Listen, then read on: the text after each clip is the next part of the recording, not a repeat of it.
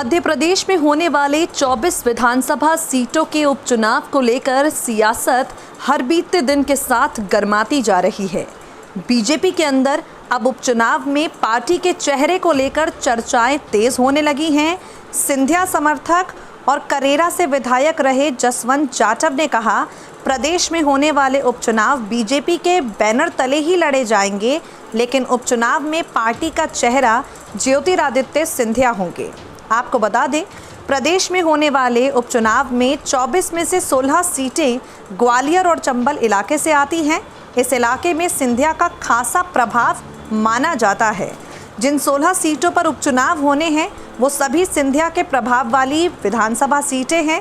ऐसे में पूर्व विधायकों की सोच है कि इन 16 सीटों पर सिंधिया को ही पार्टी का चेहरा बनाया जाए, लेकिन यहाँ पर भारतीय जनता पार्टी के पुराने नेताओं की सोच अलग है। भारतीय जनता पार्टी के नेताओं का कहना है कि उपचुनावों में चेहरे के तौर पर मुख्यमंत्री शिवराज सिंह चौहान ही आगे रहें। इस बारे में बात करते हुए बीजेपी प्रवक्ता रजनीश अग्रवाल ने कहा, ग्वालियर चंबल की 16 सीटों पर सीएम शिवराज ही पार्टी का चेहरा होंगे, लेकिन इन सीटों पर ज्योतिरादित्य सिंधिया का अहम रोल होगा। इससे इनकार नहीं किया जा सकता।